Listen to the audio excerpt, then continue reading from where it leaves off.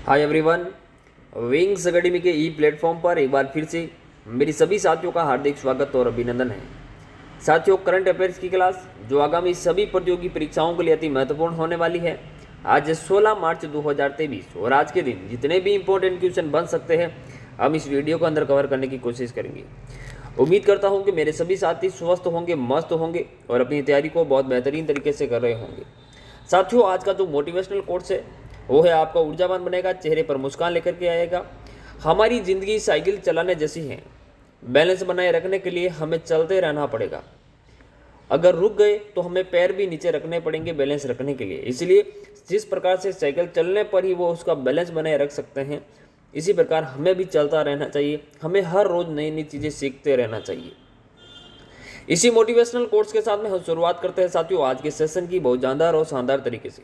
साथियों, पहला क्वेश्चन आपके सामने ये रहा, हाल ही में विश्व उपभोक्ता दिवस कब मनाया गया? हाल ही में विश्व उपभोक्ता दिवस कब मनाया गया? ये विश्व उपभोक्ता दिवस है, तो ये भी बताइए कि राष्ट्रीय उपभोक्ता दिवस हम लोग बनाते हैं। राष्ट्रीय उपभोक्ता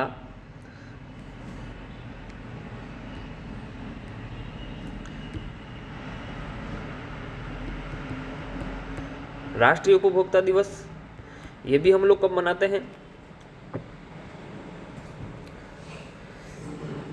वर्ल्ड कंज्यूमर डे को मनाते हैं 13 मार्च को, 15 मार्च को, 14 मार्च को या फिर 16 मार्च को। तो वर्ल्ड कंज्यूमर डे यानी कि विश्व उपभोक्ता दिवस हम मनाते हैं हर वर्ष 15 मार्च को। ऑप्शन नंबर सेकंड इसका सही जवाब है। ऑप्शन नंबर सेकंड इसका सही जवाब। और राष्ट्रीय उपभोक्ता दिवस की बात करें तो हम हर वर्ष मनाते हैं 24 दिसंबर को। कब मनाते हैं? 24 दिसंबर को मनाते हैं हम लोग राष्ट्रीय उपभोक्ता दिवस, यानी कि नेशनल कंज्यूमर डे के रूप में मनाते हैं। Point clear. चलिए अगला क्वेश्चन क्या है खास बात इस बार की। उपभोक्ता मामले विभाग द्वारा 15 मार्च को विश्व उपभोक्ता दिवस मनाया गया। वर्ष 2023 के लिए विश्व उपभोक्ता दिवस का जो विषय है यानी कि जो थीम है वो थीम क्या है? हरित ऊर्जा संक्रमण के माध्यम से उपभोक्ताओं को सशक्त करना। किसके माध्यम से? हरित ऊर्जा संक्रमण के माध्यम से उपभोक्ताओं को सशक्त करना, ये इसकी बात की थीम है। इस थीम को आप विशेष रूप से ध्यान रखिएगा। चलिए अगला क्वेश्चन क्या है। हाल ही में सी चेंजेज क्लाइमेट के लिए किसे भारतीय राजदूत नियुक्त किया गया है? सी यानी ये महिला वाला सी, चेंजेज क्लाइमेट। अब यहाँ पे क्लाइमेट चेंज का मतलब ये नहीं है कि पर्यावरण का परिवर्तन करना। जो महिलाओं के ऊपर आने वाली जो विपत्तियाँ हैं, समस्याएं हैं, महिलाओं को दबाया जाता है, उनको बढ़ावा देने के लिए, महिलाओं को बढ़ावा देने के लिए, महिलाओं की सोच को बढ़ावा देने के लिए ये सी चेंजेज क्लाइमेट शुरू किया गया है। इसके किसे भारतीय राजदूत को नियुक्त किया गया है? श्रेया घोड़ावत को, निर्मला सीतारमण, स्मृति ईरानी या साथियों इसमें से कोई नहीं। साथियों इसका जो सही जवाब है वो है, इसका जो सही जवाब है वो है Shreya Ghodawat. Option number first इसका साथियों सही जवाब है। ऑप्शन नंबर फर्स्ट इसका सही जवाब है। क्या खास बात है? जलवायु उद्यमी श्रेया घोड़ावत का 13 मार्च 2023 को सी चेंजेज क्लाइमेट के लिए भारत का राजदूत नियुक्त किया गया है। राष्ट्रीय महिला दिवस के सम्मान में एक वैश्विक गैर लाभकारी संगठन इम्ब्रेस इक्विटी नामक एक विशेष पहल शुरू की गई थी और पहल का लक्ष्य जलवायु परिवर्तन के प्रभावों के बारे में महिलाओं की आवाज को बढ़ाना है। क्या करनी है? महिलाओं की जो भागीदारी उनको बढ़ावा देना है। अभियान जलवायु परिवर्तन में तेजी लाने महिलाओं की भूमिका को बढ़ावा देता है।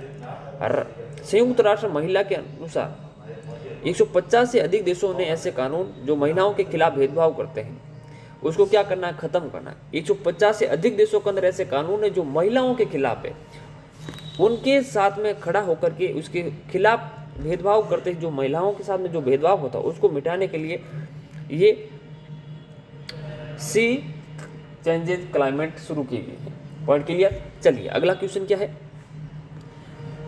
यह है जो जलवायु उद्यमी श्रेया घोड़ावत।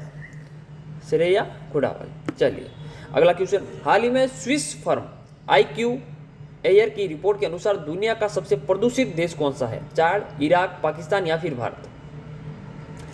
स्विस फर्म इसकी जो रिपोर्ट है दुनिया का सबसे प्रदूषित देशों की सूची के अंदर सबसे पहले नंबर पर आता है चाड। नंबर सेकंड नंबर पे आएगा इराक है। नंबर थर्ड की बात करूँ तो इसके अंदर पाकिस्तान है। और जो भारत की जो कंडीशन है वो 8वें नंबर पर है भारत प्रदूषित देशों की सूची के अंदर। आइए देखते हैं इसके अंदर। देखिए top most polluted countries in the world की बात करें तो 4 पहले नंबर पर है, सेकंड नंबर पर इराक, थर्ड नंबर पर पाकिस्तान है, फोर्थ नंबर पर बहरीन है, 5 नंबर पर बांग्लादेश है, 6 नंबर पे बुर्किना फासो है और 7वें नंबर पर कुवैत है, 8वें नंबर पर हमारा देश भारत है, भारत के बाद में मिस्र है, उसके बाद में तजाकिस्तान है। इसलिए आपको किसका याद रखना, फर्स्ट नंबर, और भारत का विशेष रूप से ध्यान रखना, भारत 8वें नंबर पर है। चलिए अगला क्वेश्चन। हाल ही में G20 के देशों के शिक्षा कार्य समूह की जो दूसरी बैठक हुई है वो कहां पर हुई है, दिल्ली, चेन्नई, अमृतसर या साथियों इसमें से कोई नहीं। साथियों इसका जो सही जवाब है वो है ऑप्शन नंबर सी, यानी कि थर्ड, अमृतसर के अंदर हुई है G20 के शिक्षा कार्य समूह की बैठक। ये दूसरी बैठक थी। चलिए अगला क्वेश्चन क्या है। हाल ही में CO2 आयात करने और इसे समुद्र के नीचे स्टोर करने वाला पहला देश कौन सा बना, डेनमार्क, अमेरिका, सिंगापुर या फिर चीन। इसमें से सही जवाब कौन सा होगा आपको बताना है।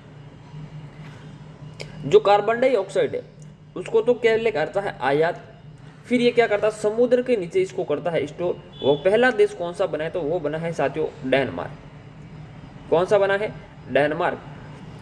फर्स्ट नंबर इसका सही जवाब है। क्या खास बातें हैं, डेनमार्क की राजधानी कोपेनहेगन है, वहाँ के जो प्रधानमंत्री है मेटे फ्रेडरिक्सन है, और वहाँ की जो आधिकारिक भाषा डेनिश है, और मुद्रा की बात करें तो क्रोन है। Point clear. अब ये CO2 अगर समुद्र के नीचे स्टोर करा तो इससे क्या है, पर्यावरण के अंदर जो ग्लोबल वार्मिंग है वो घटेगी। ग्लोबल वार्मिंग का सबसे मेजर पार्ट किसका है, तो CO2 का होता है। तापमान के अंदर जो वृद्धि होती है तो किसकी वजह से होती है, ज़्यादातर CO2 की वजह से। इससे क्या होगा, तापमान थोड़ा स्वच्छ भी रहेगा। चलिए अगला क्वेश्चन क्या है। हाल ही में किसे सरस्वती सम्मान 2022 के लिए चुना गया है, हाल ही में किसे सरस्वती सम्मान 2022 के लिए चुना गया है, श्रेया घोड़ावत, शिव शंकरी, स्मृति ईरानी या साथियों इसमें से कोई नहीं। साथियों इसका जो सही जवाब है वो है शिव शंकरी को।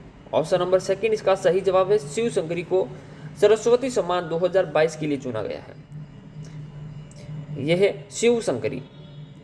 चलिए हाल ही में रेशम उत्पादकों के लिए बीमा योजना शुरू करने वाला भारत का पहला राज्य कौन बना है। जो भी रेशम को कीट अपनाते हैं उनको बीमा योजना शुरू करने वाला देश का पहला राज्य कौन बना है, उत्तर प्रदेश, उत्तराखंड, गुजरात या फिर मध्य प्रदेश। इसमें से सही जवाब क्या होगा यह आपको बताना है। रेशमी कीट पालन को क्या कहते हैं, उसको कहते हैं सेरीकल्चर। क्या कहते हैं, सेरीकल्चर। रेशमी कीट पालन को कहते हैं सेरीकल्चर। अंगूर की खेती को कहते हैं विटीकल्चर। फूलों की खेती को कहते हैं फ्लोरिकल्चर। तो आपको बताना है कि कौन सा राज्य रेशम उत्पादकों के लिए बीमा योजना शुरू करने वाला, तो वो है आपका ऑप्शन नंबर सेकंड इसका सही जवाब है, उत्तराखंड इसका सही जवाब है।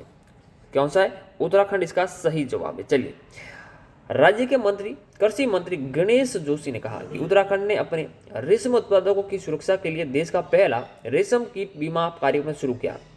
उत्तराखंड में शुरू हुई पायलट परियोजना के पहले चरण में 4 जिलों देहरादून, हरिद्वार, ऊधम सिंह नगर और नैनीताल के 5 ब्लॉकों में 200 रेशम उत्पादकों ने बीमा प्राप्त किया। इस बीमा ने जलवायु परिवर्तन, पानी की कमी और अन्य खतरों से प्रभाव से भी बचाया है। पॉइंट क्लियर हुआ। इन 4 जिलों का नाम आपको याद रखना है जो भी उत्तराखंड के हैं। देखिए देहरादून, हरिद्वार, ऊधम सिंह नगर और नैनीताल, ये 4 जिले। कितने लोगों को अभी ये बीमा प्राप्त हुआ, तो 200 रेशम उत्पादकों को ये बीमा की फायदा मिला है। चलिए अगला क्वेश्चन क्या है। हाल ही में केंजाबुरो आई का निधन हुआ, वे कौन थे, गायक थे, पत्रकार थे या लेखक थे या साथियों इसमें से कोई नहीं।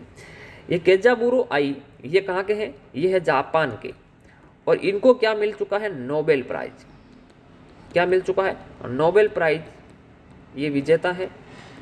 इनका क्या हुआ है, निधन हो चुका है। इनका क्या हुआ साथियों, निधन हुआ, यानी कि इनकी मृत्यु हो चुकी है। ये कौन थे, तो साथियों ये थे एक लेखक थे। क्या थे, लेखक थे, यानी कि ये राइटर थे, और इनका हाल ही में क्या हो चुका है, निधन हो चुका है। यह केजाबुरो आई का निधन हो चुका है, और ये क्या थे, एक लेखक थे। चलिए अगला क्वेश्चन देखते हैं। हाल ही में अनुसंधान में सहयोग को मजबूत करने के लिए भारत ने किस देश के साथ समझौता किया है? हमारी जितनी भी रिसर्च होती है उसके अंदर सहयोग को मजबूत करने के लिए भारत ने किस देश के साथ में समझौता किया है? डेनमार्क, स्वीडन, अमेरिका, या साथियों इसमें से कोई नहीं। तो हमारे देश भारत ने हमारी रिसर्च के लिए और स्वीडन की रिसर्च के लिए जो भी नई नई खोजें होती, अनुसंधान होते, उसके अंदर सहयोग बढ़ाने के लिए तो स्वीडन के साथ में क्या किया है, एमओयू हस्ताक्षर किया, यानी कि समझौता किया। ऑप्शन नंबर सेकंड इसका सही जवाब है। चलिए अगला क्वेश्चन क्या है। हाल ही में संयुक्त भारत सिंगापुर अभ्यास बोल्ड कुरुक्षेत्र कहाँ संपन्न हुआ? हाल ही में संयुक्त भारत सिंगापुर जो अभ्यास है, ये क्या नाम है इसका, बोल्ड कुरुक्षेत्र, ये कहाँ पर संपन्न हुआ? भोपाल, जोधपुर, जैसलमेर, या साथियों इसमें से कोई नहीं। तो साथियों इसका जो आयोजन है ये कहाँ पे हुआ था? बोल्ड कुरुक्षेत्र, तो ये हुआ था जोधपुर के अंदर। और ये जोधपुर कहाँ पे है? ये राजस्थान के अंदर, जोधपुर राजस्थान के अंदर संपन्न हुआ है बोल्ड कुरुक्षेत्र। और किनके मध्य हुआ था? भारत और सिंगापुर के मध्य। चलिए अगला क्वेश्चन क्या है उसके बारे में चर्चा करते हैं। अमेरिका और ब्रिटेन के किस देश को परमाणु ऊर्जा से चलने वाली पनडुब्बी उपलब्ध करवाएगा? अमेरिका और ब्रिटेन दोनों मिलकर के किस देश को परमाणु ऊर्जा से चलने वाली जो पनडुब्बियां है वो उपलब्ध कराएगा? ऑस्ट्रेलिया को, श्रीलंका को, पाकिस्तान को, या फिर बांग्लादेश को? इसमें से सही जवाब कौन सा होगा ये आपको बताना है। साथियों इसका जो सही जवाब है वो है ऑस्ट्रेलिया। ऑप्शन नंबर फर्स्ट इसका सही जवाब है। ऑस्ट्रेलिया को ब्रिटेन और अमेरिका दोनों देश मिलकर के परमाणु ऊर्जा से चलने वाली जो पनडुब्बियां हैं वो उपलब्ध करवाएगा। Thank you for watching my video. अगर ये क्लास आपको अच्छी लगती है, हेल्पफुल लगती है, तो अपने साथियों के साथ में शेयर जरूर करें। साथियों अगर आप हमारे चैनल पर नए हैं तो चैनल को सब्सक्राइब जरूर करें। हर रोज हम मॉर्निंग में 8 बजे से 20 मिनट के अंदर अंदर करंट अफेयर्स की एक सीरीज लेके आते हैं, और जो आगामी परीक्षाओं के लिए आपके लिए महत्वपूर्ण होने वाली है। धन्यवाद। अपना और अपनों का ख्याल रखें। जय हिंद।